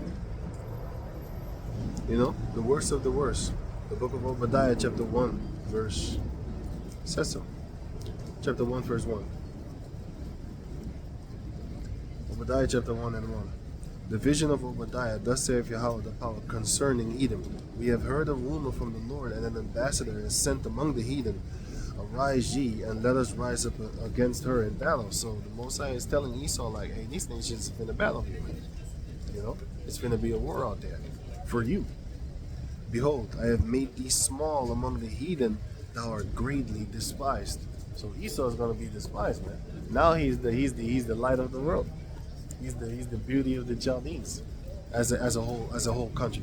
You know what I'm saying? The whole country, basically the whole nation of Esau, is seen as the beauty of the Chaldeans in the eyes of all these heathen nations. Once that time comes, you're not going to be that no more, because the Lord is going to actually make sure that you're going to be put in a spot that you don't want to be. You know what I'm saying? So that's going to be a fun day. So now Esau's having fun, man. But like I said, the average Edomite has no idea what they're actually into. They love being white, though. Oh boy. But they don't know their future, man. They don't know they're going to be chased. Because nowadays it's doing lovely for them. But once the Heavenly Father gets back, it's not going to be a beautiful day. They're going to run.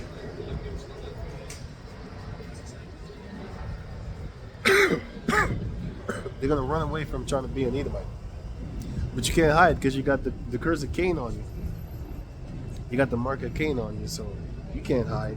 What you going to do, hide amongst Arabs? Everybody going to look at you like that's Edomite. Some of them are so-called intermingled, you know. But that's when we're going to get the angels of the book of Matthew chapter 13. They're going to sever you from the other nations, right? Now this is Matthew 13 and 36. Then Yahushua sent the multitude away and went into the house, and his disciples came unto him, saying, Declare unto us the parable of the tares of the field. He answered and said unto them, He that soweth the good seed is the Son of Man. So those are the children of the kingdom, right? The field is the world, the good seed are the children of the kingdom, but the tares are the children of the wicked one. The enemy that has sown them is the devil. So the tares are the children of the devil. So let me read it again. So it says here, the field is the world, verse 38. The good seed are the children of the kingdom, but the tares are the children of the wicked one. The enemy that sowed them is the devil. So what does that explain? It explains that the children of the weed, those are the children of the Most High, right? Those are the children of the good guys. basically. And then the children of their babies, I mean, the children as the their babies, those are actually the children of the wicked. That's what it says right here. I didn't make it up. I was just, I was just reading. Right. So it says here, the enemy that sowed them is the devil. The harvest is the end of the world, and the reapers are the angels. As therefore the tares are gathered together and burned in the fire, nuclear fire, by the way, in World War III, so shall it be in the end of this world. And by the way, that's talking about Israelites, but it's also, I could just add it onto, I'm not adding onto the scriptures, I'm explaining something. The angels is going to be the one that actually going to know who the tares are, who the weeds are. Some of the wheat, they look like them, because their forefather maybe 200 years ago, 300 years ago, maybe made children with the females of their nation. So the children, the descendants, they don't look like us no more. You know what I'm saying? That's why you call it so-called intermingling and stuff like that. Okay, those are the children of the Most High, even if they follow after the Most High or not, because the Israelites are the children of God, right? But not all of them are followers. A lot of them are children of Baal and Belial, sons of Belial and stuff like that, man. Among my people are found wicked men. Jeremiah 5:26, if I'm correct. Or 23. I think it's 26. Among the Israelites are found wicked men. They set snares and traps and catch men. So there's wicked among us. But as a whole, we are the sons of Yashar. We are Yasharallah, which is the sons of the Most High, the sons of God. He's the Prince of God, right? But not all of us are acting like that. The majority of our people are actually really messed up. That's why the Lord is going to snuff them out, just like he did back in the days concerning the 40 years walking around in the wilderness. Because what did he do? He took them out. You know, he let them get old and die. Nowadays, he's not going to do that. What he's going to do is he's going to kill you. And that's going to be that. And it's going to be a funny day, too. You know? The Lord said that he's going to laugh at your calamities. That's in the book of Proverbs, chapter 1. So don't be sorry for these people, man. Why? They don't love the Lord anyway. Fuck.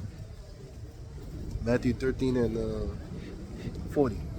As therefore the tares are gathered together, therefore the tares are gathered and burned in the fire, so shall it be in the end of this world. The Son of Man shall send forth his angels, and they shall gather out of his kingdom all things that offend, and them which do iniquity, and shall cast them into a furnace of fire. There shall be wailing and gnashing of teeth. Then shall the righteous shine forth as the sun in the kingdom of their Father. Who had ears to hear, let him hear. So, the righteous shall shine forth as the sun, right? And that goes also hand in hand with the book of Daniel, chapter 12.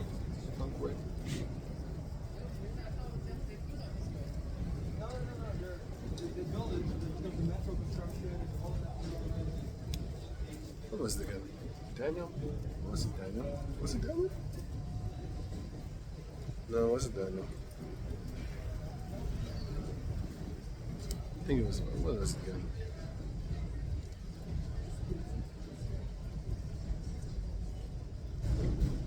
I literally forgot the scripture. What was it again?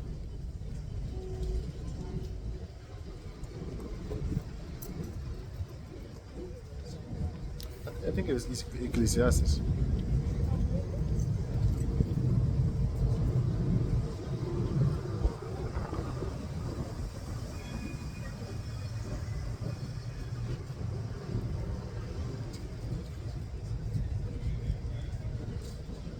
I can't believe I forgot it.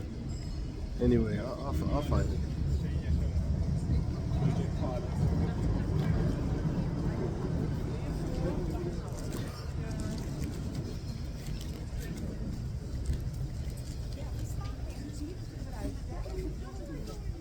How do you? I don't know. I think it's a hotel.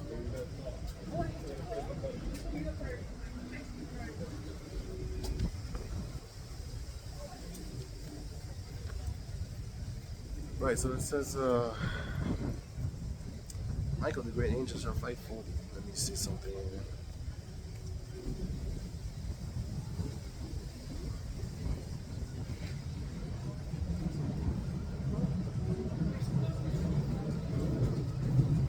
It was Daniel. Anyway, it was Daniel. But, oh, I was looking at Isaiah 12. I was looking at Isaiah 12, sorry. Crazy. Because I was reading it and I was like, that's not it. But I was looking at Isaiah 12 and not Daniel 12. Because I know it's in Daniel. Well, I should know. Right now, this is the book of Daniel, chapter 12, verse 1 and 2, right? Damn it.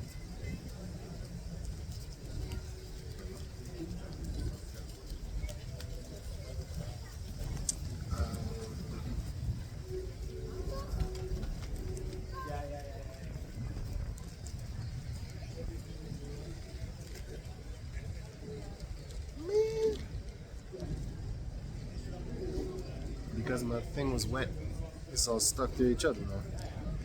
Oh, you gotta wrap it up, right?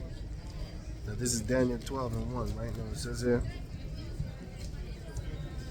and at that time Daniel shall Daniel stand up, the great prince which standeth for the children of thy people.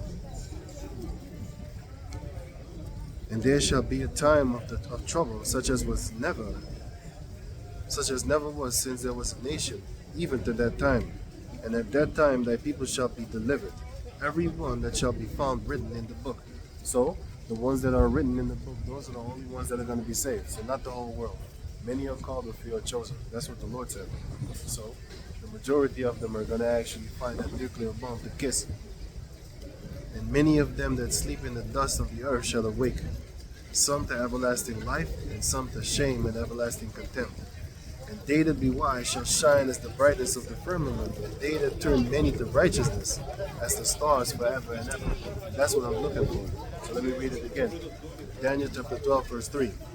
And they that be wise shall shine as the brightness of the firmament, which is the ozone there, and it's bright over there, right? And they that turn many to righteousness as the stars forever and ever. So guess what? The ones that actually turn a lot of Jacob descendants toward righteousness, those are the ones that are going to be shining like the stars here. Just like how you had Moses that came down from the mountain, right? And he had his hoodie on and stuff like that, and his face. Well, he didn't have it in the beginning, but before that, his face was so shiny that they couldn't even look at him. You know. Then he had to put his hoodie on and stuff like that, right? That's why you see that in the movies and cartoons and stuff like that. But all those stories actually come from out the scriptures, man. They come from out the Bible. That's how they make movies and all that type of stuff, right? You know? So, Proverbs chapter 1, verse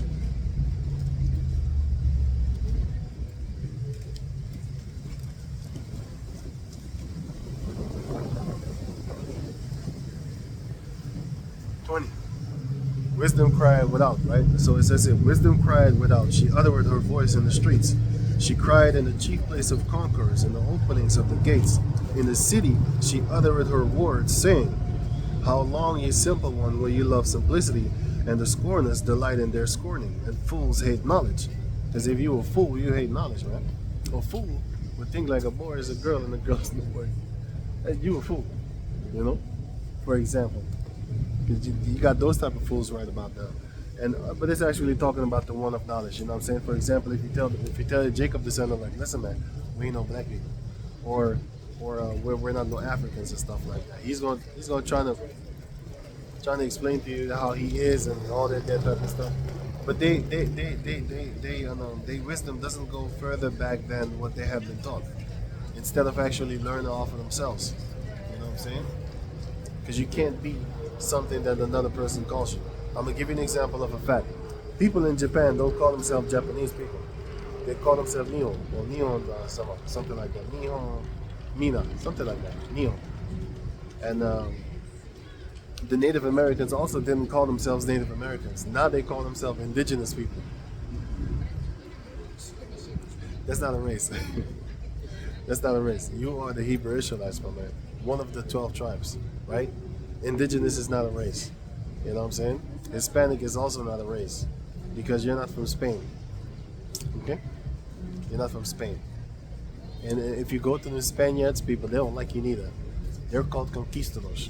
That's what they really are. Well, they're Edomites, but they was calling themselves conquistadors. So if I tell you, like, listen, you're not Hispanic.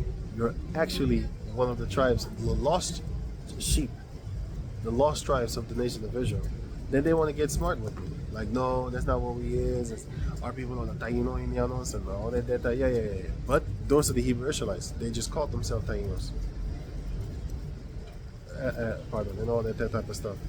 They was just calling themselves that because they lost the true inheritance according to the book of Jeremiah chapter 17 verse 4. Yeah, 4. Now, going on in Proverbs chapter 1 verse 23. Turn you at my reproof, behold, I will pour out my spirit unto you. I will make known my words unto you. That's why we understand the scriptures nowadays, man. Because the Most High is actually explaining all the scriptures unto us, word by word, bit by bit, sentence by sentence, chapter by chapter. The Most High is explaining all the scriptures unto us in the name of Yahweh Bashem Yahushai. So we gonna know these things, man. We gonna know the beginning of the book until the end. You know what I'm saying? So it says here, because I have called and ye have refused, I have stretched out mine hand and no man regarded. The majority of the Israelites, they're not listening. You know, they're getting ready to celebrate some kind of clown feast or something like that. Hey, that's what they do. What time is this? July? Yeah. They're about to go feast themselves into the summer foolishness. You know, a lot of summer parties is going on and all that type of stuff. So they're more focusing on that instead of who you are. That's not going to work out good in the long run. You know what I'm saying? A lot of people, when they get old, then they want to actually start believing in the Heavenly Father because now they're old and dusty. Why? You should do that when you're young and vibrant. You know what I'm saying? That's about the time that the Lord is looking for you. Not when you're old and dusty and you don't have anything else anyway going on for you. So all you can do is pray to the Lord and make sure that you don't die a horrible death, right? Or at least what they think is going to hell or something like that, right? Because that's what they think. That's why they run into the Lord when they're old. Because they think like, damn, I done spilled up on my life force. So with the last bit of life force that I have, let me go to the Lord. Some of them go to church, which is nothing there but a bunch of pedophiles. Some of them go to the Islam thing. You don't even know what the hell you're putting yourself into. You know what I'm saying? And some of them go to Buddha or whatever, Krishna or whatever. Why? Well, because they're afraid, and they don't want to. They do want to know actually where they go after they die, but they don't want to go to a so-called bad place, according to themselves, right? And according to what they have been taught. The precepts of them has been taught by men. The precepts of the Heavenly Father has been taught by men. The fear of the Lord has been taught unto them by men, right?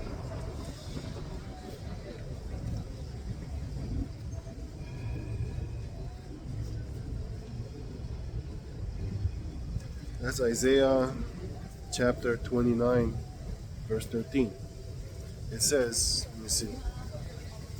Wherefore the Lord said, for as much as this people draw near me with their mouth, and with their lips do honor me, but have removed their heart far from me, and their fear toward me is taught by the precept of men. Therefore, behold, I will proceed to do a marvelous work among this people, even a marvelous work and a wonder. For the wisdom of their wise men shall perish, and the understanding of their prudent men shall be hid. So what does the word prudent mean? It means like somebody that takes care for the future. But if you're prudent, you're not going to just go up in a relationship with a girl you just met, and now you're going to make her pregnant, that so-called marrying, which you shouldn't be doing in the first place. Because there's nowhere in the Bible that says you need to put a ring around somebody's finger and let some third party basically marry you. That's idiocy. Idiocy, right? You can't do that, and you shouldn't do that.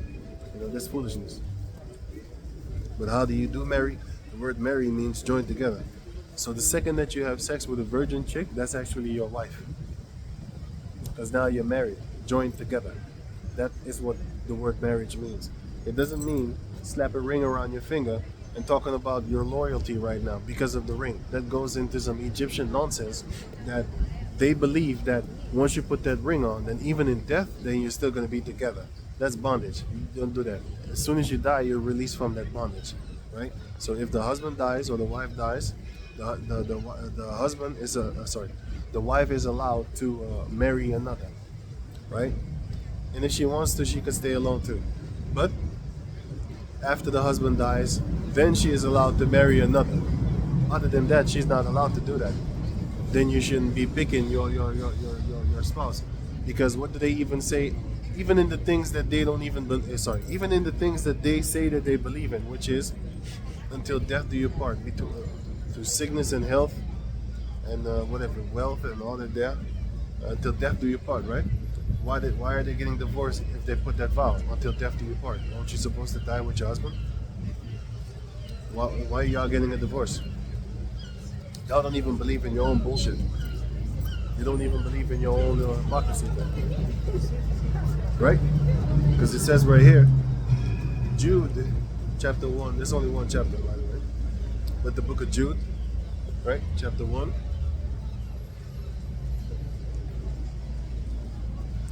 The book of Jude, chapter 1, verse.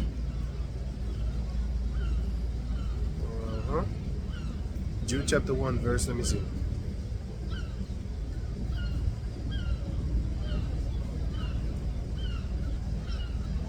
Jude chapter 1 verse 9, 10. But these speak evil of those things which they know not. But what they do know, what they know naturally, as brute beasts. Let me read it again. Jude chapter 1 verse 10. But these speak evil of those things which they know not. But what they know naturally, as brute beasts, in those things they corrupt themselves. So even in the things that you know about, you corrupt yourself. Like I said, they say, because there's nowhere in the Bible that you should put a ring around your wife's finger. It's nonsense, it's a lie. But they say, between sickness and health, until death do you part. And still they get divorced.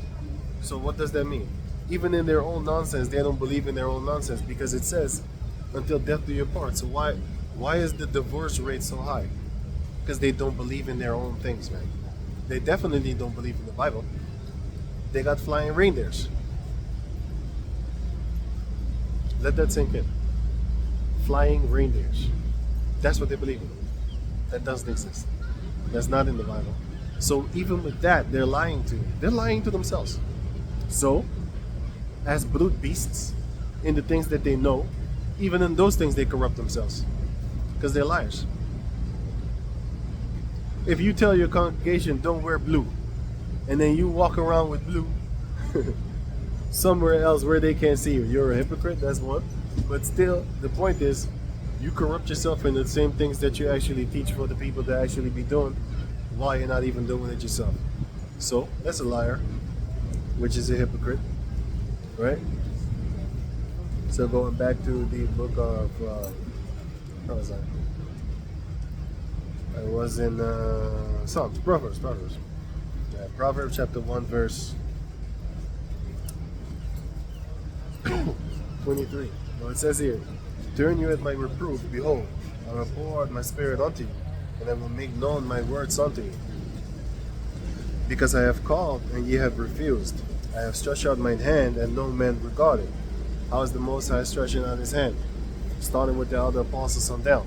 Because the Most High uses men, his men, the men of the Lord, to come and speak his words unto the rest of the people. If you read the book of Exodus chapter 18, you will see that Moses, in the beginning, he was talking to hundreds of people, thousands of people every day. He was getting tired. So then Jethro, the Midianite, he came and he told him, like, listen, this is what you need to do. The thing that you're doing right now is not a good idea.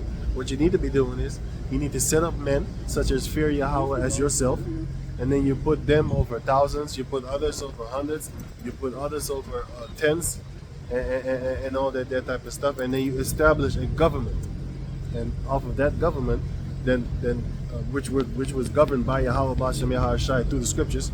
So it's not going to be a government of flesh. It's going to be a government of higher spiritual judgments and stuff like that. You know, you do this, you get judged like that through the scriptures. You do this, you get judged like that through the scriptures, right? So he set it up from there, right? But So you're not supposed to be doing all the things like governing alone. And the Most High is going to make sure of that, you know? Because these 12 Yahushua sent forth, those are the ones that will sit upon 12 thrones, judging the 12 tribes of the nation of Israel. And it's not going to be judging as in telling them what they're doing wrong and what not. Because in the book of Jeremiah, chapter 31, by the way, what I just said was Matthew 19. They shall be sitting up on 12 thrones, the 12 apostles, judging the 12 tribes of the nation of Israel. That's Matthew 19. And the other one was Jeremiah 31, which is explaining to you that Jeremiah 31 explains to you that they shall no longer teach one another who is Yahweh Bashem Yahushai, because all are going to know, from the great and even into the small, right? From the smallest even unto the greatest, all of them are going to know who the Israelites are. Jeremiah 31 and 31 on down explains that to you, right? So it says here, Proverbs 1 and 25. But ye have said at naught all my counsel, and would none of my reproof. They don't want to listen, right? If you tell them like you can't eat shrimp, you can't eat pork, you can't sleep with another man's wife, they don't want to listen because they're stubborn, they're stupid, right? They don't want to actually adhere to the truth, right? If you tell them that, they don't want to listen. So what's going to happen to them? Since you don't want to listen, then the Most High is going to make you feel. You don't want to feel, man. You don't want to feel. You know? You rather listen to who? The men that the Lord set up. Just like I give you the example of Exodus chapter 18. The Most High set up men by himself, so by the elder Moses, which is the first unofficial king of Israel. He told him to set up men underneath him that he knows that are not covetous and all that type of stuff, you know? And then he set them up in order for them to deal with the others if they have questions and stuff like that. So you do it like that. And that's the same way the Most High is doing, you know? So the elder is the one that is actually dealing with the Most High is dealing with him, and then off of him, then we're dealing with the men that he's set up over you, before you, to stand before you, or to stand before. Proverbs 1 and 26. I also will laugh at thy calamity, at your calamity. I will mock when your fear cometh. When your fear cometh as desolation, and your destruction cometh as...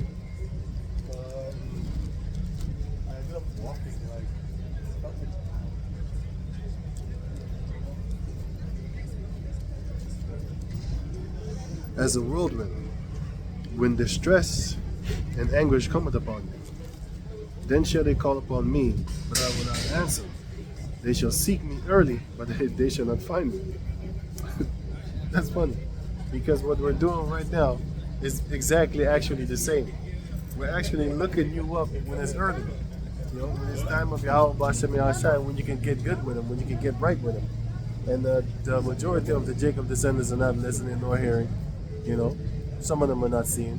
But once their time comes, they will have no cloak for their sins, because they're not going to be able to say like, yeah, I never heard about the Hebrew Israelites. You know? Yeah, you heard about us, because you're one of them, but you don't know it yet.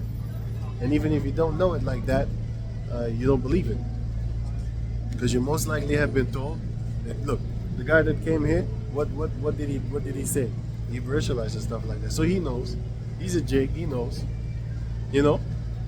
I never talked to him. He probably saw something somewhere, and then decided to actually listen what he's saying and be like, oh, so wait, oh, it's Hebrew Israelites. Okay, cool. But but is he living that life? Most likely not, because I saw him smoking cigarettes. You're not supposed to be smoking cigarettes. You know what I'm saying? You're not supposed to be doing the dabbling in that type of stuff, because you're destroying your body. Right? Not supposed to be smoking weed neither. You know what I'm saying? Everything shall be done in measure of time. Sorry, in measurement, not measure of time. In measurement. Right. So this is Proverbs chapter 1, verse 28. For they that hated knowledge and did not choose the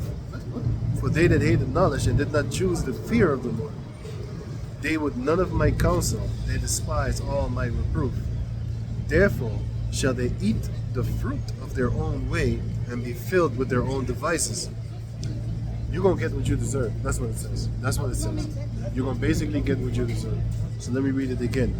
Therefore shall they eat of the fruit of their own way and be filled with their own devices. For the turning away of the simple shall slay them, and the prosperity of fools shall destroy them. So, the turning away of the simple, that's going to destroy you, because it says here in the verse, Proverbs chapter 1 verse 22. How long, ye simple ones, will you love simplicity, and the scorners delight in their scorning, and fools hate knowledge. Right. So how long are you going to do that? You're not going to do that for long. Because the Lord said that the turning away of the simple shall slay them. So if you're a simple man and you should seek this truth, let me get that in the book of Isaiah chapter 55. Real quick. Because we all been simple. All of us has been void of the light of Yahweh Shemei Ashai. But now we're getting back into it, right? So you're not a simple one anymore. Because it says that even a fool is wise when he keepeth his tongue. Because you're listening. You got 2 ears, right? That's how you could gain wisdom.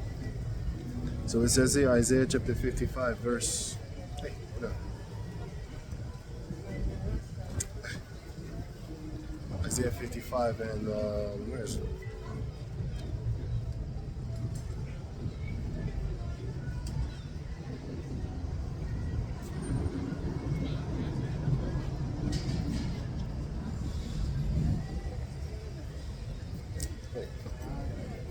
These simple ones. It's not Isaiah 55.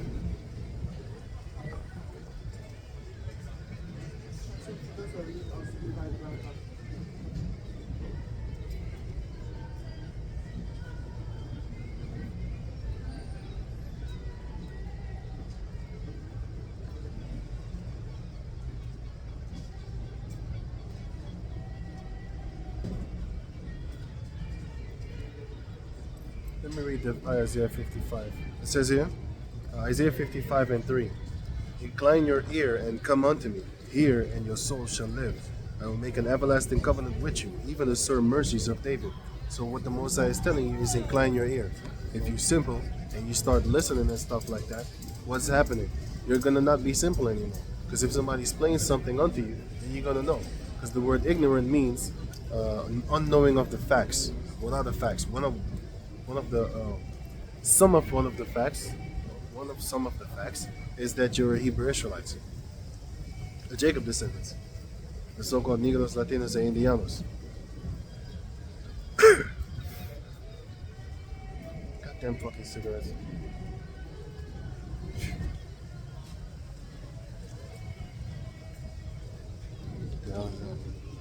Anyway, so back to Proverbs chapter 1, verse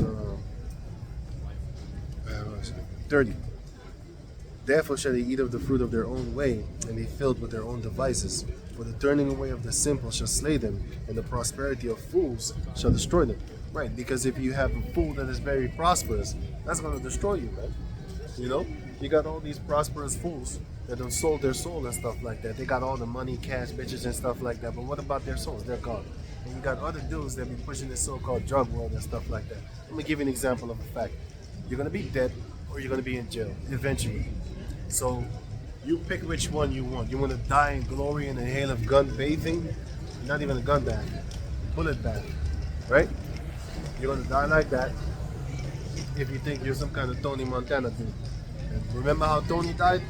Well, that's your future. So out here, you shouldn't be seeking. Look, I have a channel. There's a lot of channels by the way.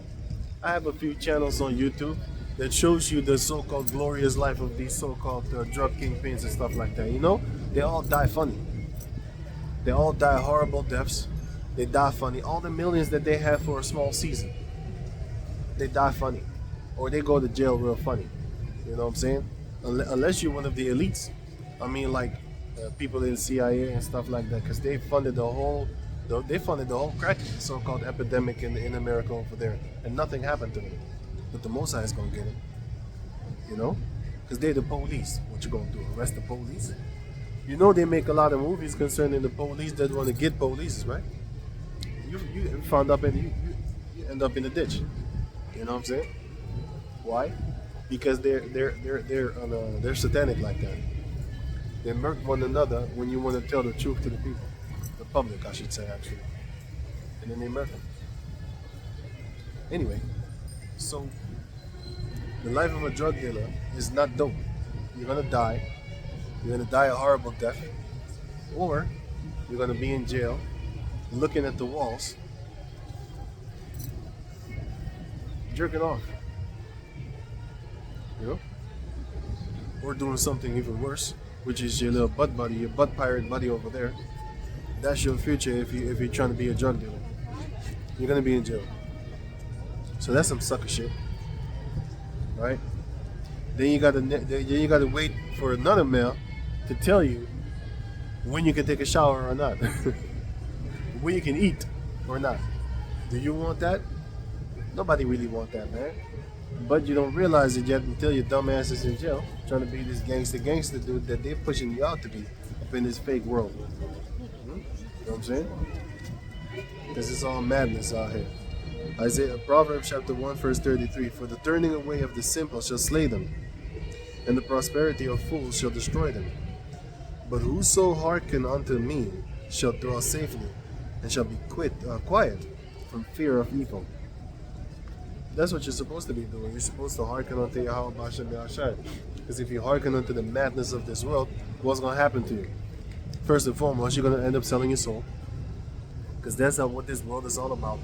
Money, chasing cars and bitches and all that type of crazy stuff. They chase their fanciness, fame, and just glory. There ain't no glory dying like a dog trying to be a drug dealer. There's no glory in that. There ain't no glory dying like a dog in a jail cell, and another male is telling you when you can eat and when you cannot eat. That's not a beautiful day. That's not a beautiful day at all, right? So we need to come back to Yahweh Bashem Yahushai. But then again, the majority of our people are not going to do that anyway. But I'm going to give you this. Proverbs 4:1. Hear ye children the instruction of a father, to the intent know and attend to know understanding. Let me read it again. Proverbs chapter 4 verse 1.